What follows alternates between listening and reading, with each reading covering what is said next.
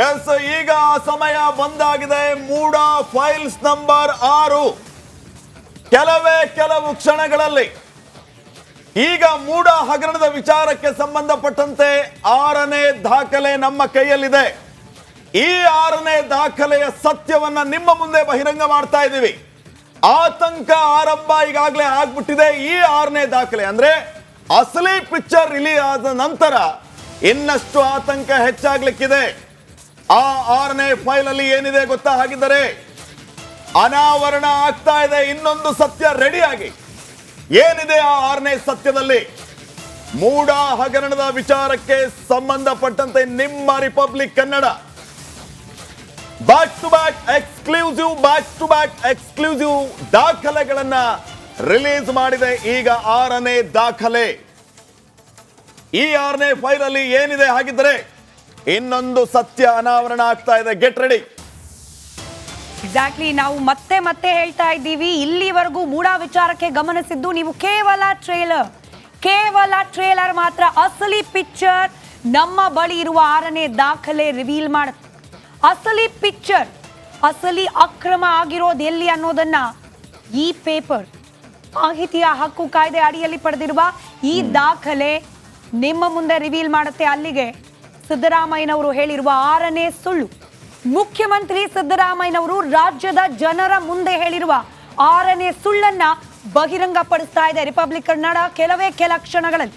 Quick ಆಗಿ ನಿಮಗೆ ಇನ್ನೊಂದ್ಸತಿ ರೀಕಾಲ್ ಮಾಡ್ಬಿಡ್ತೀವಿ. ಯಾವ್ಯಾವ ಮೂಡಾಗೆ ಸಂಬಂಧಪಟ್ಟಂತಹ ಯಾವ್ಯಾವ ಸುಳ್ಳುಗಳನ್ನ ಮುಖ್ಯಮಂತ್ರಿಗಳು ಹೇಳಿದ್ರು, ರಿಪಬ್ಲಿಕ್ ಕನ್ನಡ ಯಾವ್ಯಾವ ದಿನಾಂಕದಂದು ಆ ಸುಳ್ಳುಗಳನ್ನ ಬಹಿರಂಗಪಡಿಸ್ತಾ ಹೋಯ್ತು ಅಂತ ಹೇಳಿ ವಿತ್ ಡಾಕ್ಯುಮೆಂಟ್ ನಿಮ್ಮ ಮುಂದಿಡುವ ಪ್ರಯತ್ನವನ್ನ ಮತ್ತೊಮ್ಮೆ ಹೇಳ್ತೀನಿ. ಅದಾದ ನಂತರದಲ್ಲಿ ಇವತ್ತು ನಾವು ನಿಮ್ಮ ಮುಂದೆ ಇಡಲಿರುವ 6ನೇ ಫೈಲ್, ಮೊದಲ ಮುಖ್ಯಮಂತ್ರಿಗಳು ಹೇಳಿದ್ದ ಮೊದಲ ಸುಳ್ಳನ್ನ ನಾವು ಅನಾವರಣ ಮಾಡಿದ್ದು 21ನೇ ತಾರೀಕು. ಇದೇ ತಿಂಗಳ 21ನೇ ತಾರೀಕು ನಾವು ಬಿಡುಗಡೆ ಮಾಡಿದ್ವಿ ಮೂಡ ಪ್ರಕರಣಕ್ಕೆ ಸಂಬಂಧಪಟ್ಟ ಮೊದಲ ಫೈಲ್. ನನ್ನ ಕೈಲಿದೆ ಅದು. ಇಲ್ಲಿ ನಿಮಗೆ ಗಮನಿಸಬಹುದಾ ಇಲ್ವಾ ಗೊತ್ತಾಗ್ತಿಲ್ಲ, ಬಟ್ ಇದು ಆಲ್ರೆಡಿ ನೀವೆಲ್ಲರೂ ಕೂಡ ಗಮನಿಸಿದ್ದೀರಿ. ವೈಟ್ನರ್ 60 ರೂಪಾಯಿ ವೈಟ್ನರ್, 60 ರೂಪಾಯಿ ವೈಟ್ನರ್ ಹಾಕಿ 6 ಬರೋಬ್ಬರಿ 62 ಕೋಟಿ ರೂಪಾಯಿ ಕಾಂಪನ್ಸೇಷನ್ ಬರಬೇಕು ಅಂತ ಹೇಳಿ ಸುಳ್ಳು ಹೇಳಿದ್ರ ಮುಖ್ಯಮಂತ್ರಿಗಳು. ನಾವೆಲ್ಲೂ ಕೇಳೇ ಇಲ್ಲ. ನಾವಿಲ್ಲಿ ಕೊಡಿ ಅಂತ ಕೇಳಿದ್ವಾ? ಅವ್ರು ಕೊಟ್ಟರು ನಾವು ತಗೊಂಡ್ವಿ. ಬಿಜೆಪಿ ಅವ್ರು ಕೊಟ್ಟರು ನಾವು ತಗೊಂಡ್ವಿ. ಸುಳ್ಳು ಹೇಳಿದ್ರು ಮುಖ್ಯಮಂತ್ರಿಗಳು. ಮುಖ್ಯಮಂತ್ರಿ ಸಿದ್ದರಾಮಯ್ಯನವರ ಪತ್ನಿಯೇ ಇಂಥದ್ದೇ ಜಾಗದಲ್ಲಿ ನನಗೆ ಬದಲಿ ನಿವೇಶನ ಕೊಡಿ ಅಂತ ಹೇಳಿ ಬರೆದಿದ್ದಾರೆ ಎನ್ನಲಾದ ಪತ್ರ. ಆದ್ರೆ ಎಂತಹ ಜಾಗದಲ್ಲಿ ಕೇಳಿದ್ರು ಗೊತ್ತಿಲ್ಲ. ವೈಟ್ನರ್ ಶ್ರೀಪಾದ್ 60 ರೂಪಾಯಿ ವೈಟ್ನರ್, 60 ರೂಪಾಯಿನ ವೈಟ್ನರ್ ಹಾಕಿ ಆ ಜಾಗವನ್ನ ಮಾರ್ಕ್ ಮಾಡಲಾಗಿದೆ. ವೀಕ್ಷಕರು ಗಮನಿಸಬೇಕು, ಈ ವೈಟ್ನರ್ ಹಾಕಿರೋ ಕಾಪಿಯನ್ನ ಕೊಟ್ಟಿರೋದು RTI ಅಧಿಕಾರಿಗಳು. ಮಾಹಿತಿ ಹಕ್ಕು ಕಾಯ್ದೆ ಅಡಿಯಲ್ಲೇ ಲಭ್ಯವಾಗಿರುವ ಪ್ರತಿ ಇದು, ವೈಟ್ನರ್ ಹಾಕಿರೋ ಪ್ರತಿ. ಅಲ್ಲಿ ಪಕ್ಕದಲ್ಲೇ ನಾವು ಗಮನಿಸ್ತಾ ಇದೀವಿ. ಈಗ ನೀವು ಸ್ಕ್ರೀನ್ ಅಲ್ಲಿಯೂ ಕೂಡ ನೋಡ್ತಾ ಇದ್ದೀರಿ ವೀಕ್ಷಕರೇ, ಅವರು ವೈಟ್ನರ್ ಅನ್ನ ಎಲ್ಲಿ ಅಪ್ಲೈ ಮಾಡಿದ್ದಾರೆ ಅಂತ. ನನ್ನ ಜಮೀನಿಗೆ ಇದುವರೆಗೂ ಪ್ರಾಧಿಕಾರವು ಯಾವುದೇ ರೀತಿಯ ಪರಿಹಾರವನ್ನ ನೀಡಿರೋದಿಲ್ಲ. ಆದ್ದರಿಂದ ನನ್ನ 3 ಎಕರೆ 16 ಗುಂಟೆ ಜಮೀನಿಗೆ ಅನುಗುಣವಾಗಿ ಅಷ್ಟೇ ವಿಸ್ತೀರ್ಣದ ಜಮೀನನ್ನ ವೈಟ್ನರ್ ಅಲ್ಲಿ ನೋಡಿ, ಆ ಬಾಕ್ಸ್ ಅನ್ನ ನಾವೇನಲ್ಲಿ ಡಿಸ್ಪ್ಲೇ ಮಾಡ್ತಾ ಇದ್ದೀವಿ. ಅಲ್ಲಿ ಕಂಪ್ಲೀಟ್ಲಿ ವೈಟ್ನರ್ ಅನ್ನ ಹಾಕಿ ಅಲ್ಲಿ ಬರೆದಿದ್ದಂತಹ ಅಕ್ಷರಗಳನ್ನ ಮರೆಮಾಚಲಾಗಿದೆ. ಕುಮಾರಸ್ವಾಮಿ ಅವರು ಹೇಳ್ತಾ ಇದ್ರು, ನೀವು ವೈಟ್ನರ್ ಹಾಕಿ ನಿಮ್ಮ ಕಪ್ಪು ಚುಕ್ಕಿಯನ್ನ ಮುಚ್ಕೊಂಡ್ರೇನಾಯ್ತು, ನಮ್ಮ ಹತ್ರ ಒರಿಜಿನಲ್ ಡಾಕ್ಯುಮೆಂಟ್ ಇದೆ. ಎಕ್ಸಾಕ್ಟ್ಲಿ.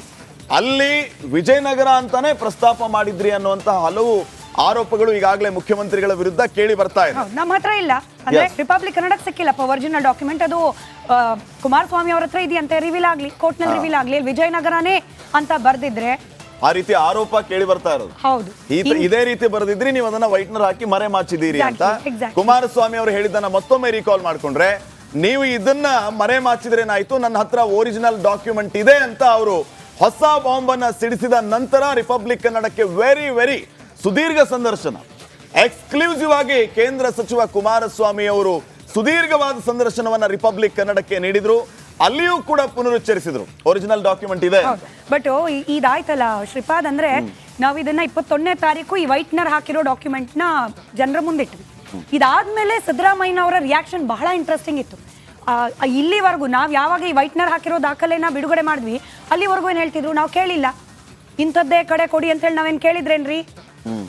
ಜಯಪ್ರಕಾಶ್ ಶೆಟ್ಟಿ ಸರ್ ಚೆನ್ನಾಗಿ ಅದನ್ನ ಮಿಮಿಕ್ ಮಾಡ್ತಾರೆ. ನಾವು ಕೇಳಿಲ್ಲ ಅಂತಿದ್ದ ಸಿದ್ದರಾಮಯ್ಯನವ್ರು ಆಮೇಲೆ ಏನ್ ಹೇಳಿದ್ರು, ಇಲ್ಲ ಇದು 2014ರಲ್ಲಿ ಬರೆದ ಪತ್ರ, ಈ ಪತ್ರ ಬರೆದ ಮೇಲೆ ಏನು ಮೂಡ ಡಿಸಿಷನ್ ಚೇಂಜ್ ಮಾಡಿಲ್ಲ.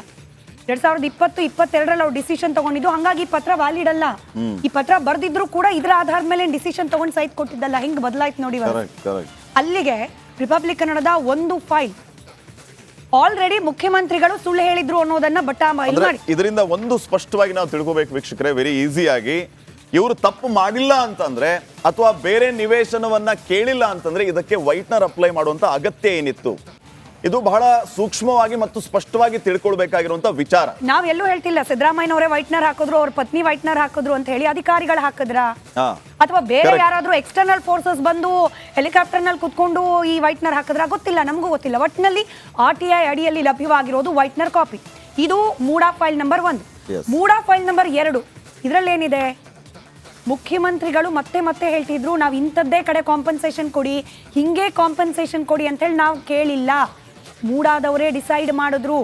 ಮೂಡಾ ನಿಯಮ ಏನಿತ್ತು ಅದರ ಅನುಸಾರವಾಗಿ ನಮ್ಮ ಜಮೀನಿಗೆ ಬದಲಾಗಿ ನಿವೇಶನವನ್ನ ಕೊಟ್ಟಿದ್ದಾರೆ. ಅಲ್ಲ, ಸುಳ್ಳು ಹೇಳಿದ್ದಾರೆ ಮುಖ್ಯಮಂತ್ರಿಗಳು. ನಮ್ಮ 2ನೇ ಫೈಲ್ ರಿಪಬ್ಲಿಕ್ ಕನ್ನಡ ಬಯಲು ಮಾಡಿದ 2ನೇ ಫೈಲ್ ಅದನ್ನ ಬಹಿರಂಗ ಪಡಿಸ್ತು. ಯಾವತ್ತು? 22ನೇ ತಾರೀಕು, ಆಗಸ್ಟ್ 22ನೇ ತಾರೀಕು ನಾವು ಈ ಸುದ್ದಿಯನ್ನ ಬ್ರೇಕ್ ಮಾಡಿದ್ವಿ. ಇದರಲ್ಲಿ ಏನಿದೆ ನೋಡಿ, ನನ್ನ ಜಮೀನನ್ನ ವಶಕ್ಕೆ ಪಡ್ಕೊಂಡ್ಬಿಟ್ಟಿದ್ದಾರೆ. 2001ನೇ ಇಸ್ವಿಯಲ್ಲೇನೆ ವಶಕ್ಕೆ ಪಡ್ಕೊಂಡ್ಬಿಟ್ಟಿದ್ದಾರೆ. ವಶಕ್ಕೆ ಪಡ್ಕೊಂಡು ಅಲ್ಲಿ ಮೂಡ ಸೈಟ್ ಮಾಡಿ ಹಂಚಿಕೆ ಮಾಡಿಬಿಟ್ಟಿದ್ದಾರೆ. ಹೀಗಾಗಿ ನನಗೆ 50-50 ಅನುಪಾತದಲ್ಲಿ 50-50 ಅನುಪಾತದಲ್ಲಿ ನನಗೆ ಕಾಂಪನ್ಸೇಷನ್ ಕೊಡಿ. ಯಾರು ಬರೆದಿರೋದು ಪತ್ರ? ಮುಖ್ಯಮಂತ್ರಿಗಳ ಪತ್ನಿ ಪಾರ್ವತಿ ಅವರೇ ಸಹಿ ಹಾಕಿರುವ ಪತ್ರ. 2004ರಲ್ಲಿ ಶ್ರೀಪಾದ್ ಪಾರ್ವತಿ ಅವರ ಸಹೋದರ ಸೈಟ್ ಖರೀದಿ ಮಾಡಿರೋದು. 2004ರಲ್ಲಿ. ಬಹಳ ಇಂಪಾರ್ಟೆಂಟ್ ಈ ಡೇಟ್ಗಳನ್ನ ನಾವಂತೂ 100 ಸತಿ ರಿಪೀಟ್ ಮಾಡ್ಬಿಟ್ಟಿದೀವಿ. ಯಾಕೆ 2004 ಯಾಕೆ ಇಂಪಾರ್ಟೆಂಟ್ ಅಂದ್ರೆ, ಆ ಇಸ್ವಿಯಲ್ಲಿ ಮುಖ್ಯಮಂತ್ರಿಗಳ ಸಹೋದರ, ಅವರ ಪತ್ನಿಯ ಸಹೋದರ ಸೈಟ್ ಅನ್ನ ಖರೀದಿ ಮಾಡ್ತಾರೆ, ಕೃಷಿ ಭೂಮಿ ಅಂತ ಹೇಳಿ. ಆದ್ರೆ ಮುಖ್ಯಮಂತ್ರಿಗಳ ಪತ್ನಿನೇ ಬರೀತಾರೆ 2001ನೇ ಇಸ್ವಿಲೇನೆ ಮೂಡ ಅಕ್ವೈರ್ ಮಾಡಿಕೊಂಡು ಅದನ್ನ ಸೈಟ್ ಮಾಡಿ ಬೇರೆಯವ್ರಿಗೆ ಹಂಚ್ಬಿಟ್ಟಿದೆ. 2001ನೇ ಇಸ್ವಿಲಿ ಸೈಟ್ ಮಾಡಿ ಹಂಚಿಕೆ ಮಾಡಿದ್ಮೇಲೆ ಅದು ಬೇರೆಯವ್ರ ಪ್ರಾಪರ್ಟಿ. ಅದನ್ನ 2004ರಲ್ಲಿ ಮುಖ್ಯಮಂತ್ರಿಗಳ ಫಾರ್ಮ್ ಹೆಂಗ್ ಖರೀದಿ ಮಾಡ್ತಾರೆ? ಇದು ರಿಪಬ್ಲಿಕ್ ಕನ್ನಡ ಎಕ್ಸ್ಪೋಸ್ ಮಾಡಿದ 2ನೇ ಫೈಲ್. 2 ಸುಳ್ಳು. ಒಂದು, ನಾವು ಕೇಳಿಲ್ಲ ಅವ್ರು ಕೊಟ್ರು. ಅಲ್ಲಲ್ಲ, ನೀವೇ ಕೇಳಿದ್ದೀರಿ. ಎಲ್ಲಿ ಕೇಳಿದ್ದೀರಿ? ಆ ವೈಟ್ನರ್ ಆಚೆ ಹೋಗಿ ಅಸಲಿ ಪೇಪರ್ ಆಚೆ ಬಂದಾಗ ಗೊತ್ತಾಗುತ್ತೆ. ಬಟ್ ನೀವು ಕೇಳಿದ್ದೀರಿ ಅನ್ನೋದಂತೂ ಗೊತ್ತಾಯ್ತು ಸಿದ್ದರಾಮಯ್ಯನವರು. 2ನೇದೇನು?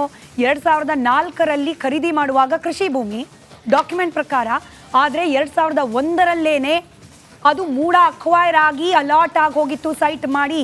ರಿಪಬ್ಲಿಕ್ ಕನ್ನಡ ಬಯಲು ಮಾಡಿದ 2ನೇ ಅತಿ ದೊಡ್ಡ ಸತ್ಯ, 2ನೇ ಅತಿ ದೊಡ್ಡ ಸುಳ್ಳು ಮುಖ್ಯಮಂತ್ರಿಗಳು ಹೇಳಿದ್ರು ಅನ್ನೋದನ್ನ ರಿಪಬ್ಲಿಕ್ ಕನ್ನಡ ತೀರ್ಮಾನ ಮಾಡ್ತು ಅಲ್ಲಿ.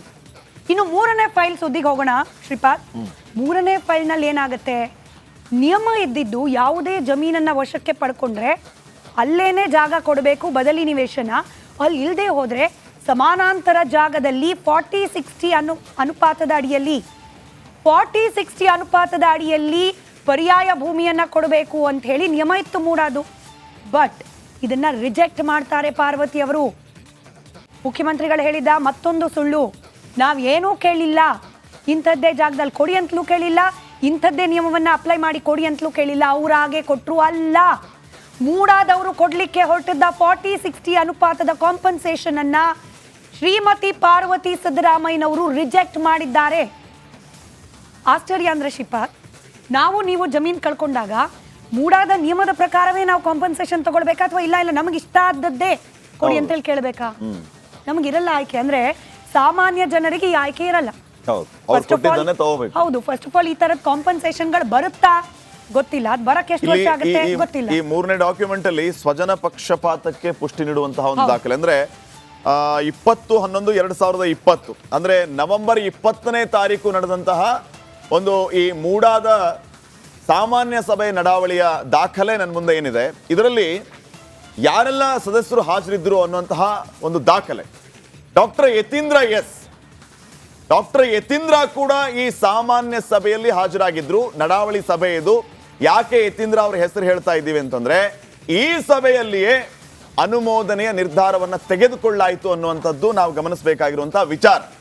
ಸೊ ಯಾರು ಇರಲಿಲ್ಲ, ನಮಗೆ ಗೊತ್ತಿಲ್ಲ, ಇದ್ರ ಬಗ್ಗೆ ನಾವು ತಲೆ ಕೆಡಿಸ್ಕೊಂಡಿಲ್ಲ, ಯಾರು ಪತ್ರ ಬರೆದಿಲ್ಲ, ಇನ್ಫ್ಲುಯೆನ್ಸ್ ಮಾಡಿಲ್ಲ ಅಂತ ಹೇಳುವಂಥವ್ರು ಇದೇ ಸಾಮಾನ್ಯ ಸಭೆಯಲ್ಲಿ ಡಾಕ್ಟರ್ ಯತೀಂದ್ರ ಹಾಜರಿದ್ದಂತಹ, ಸದಸ್ಯರಾಗಿ ಹಾಜರಾಗಿದ್ದಂತಹ ಸಭೆಯ ದಾಖಲೆ ನಿಮ್ಮ ಮುಂದೆ. ನವೆಂಬರ್ 20, 2020ರಲ್ಲಿ ನಡೆದಂತಹ ನಡಾವಳಿ ಸಭೆಯ ದಾಖಲಾತಿ ನಿಮ್ಮ ಮುಂದೆ. ಇದನ್ನಾದ್ಮೇಲೆ ಡಿಸೈಡ್ ಮಾಡ್ಕೊಳ್ಳಿ, ಜನರ ಮುಂದಿಟ್ಟಿದ್ದೀವಿ. ನಾವು ಕೇಳಿಲ್ಲ ಅಂತ ಹೇಳ್ತಿದ್ದ ಸಿದ್ದರಾಮಯ್ಯನವರ ಮಗನೇ ಕೂತಿದ್ದ ಸಭೆಯಲ್ಲಿ ನಿರ್ಧಾರವಾಗುತ್ತೆ. ಹಿಂದಿದ್ದ 40-60 ನಿಯಮ ಬೇಡ, 50-50 ನಿಯಮದಲ್ಲಿ ನಾವು ಸೈಟ್ ಹಂಚಿಕೆ ಮಾಡೋಣ. 4 ಫೈಲ್ಸ್, 5ನೇ ಫೈಲ್ಸ್ ಯಾವುದು, ಹಾಗೆ ಇವತ್ತು ನಾವು ಬಿಡುಗಡೆ ಮಾಡ್ತಿರುವ 6ನೇ ಫೈಲ್ ಯಾವುದು, ಬಹಳ ಇಂಟ್ರೆಸ್ಟಿಂಗ್. ನಾವು ಮತ್ತೆ ಹೇಳ್ತಿದೀವಿ, ಅಸಲಿ ಪಿಕ್ಚರ್ ಇವತ್ತು ರಿಪಬ್ಲಿಕ್ ಕನ್ನಡದಲ್ಲಿ ಪ್ಲೇ ಆಗ್ತಾ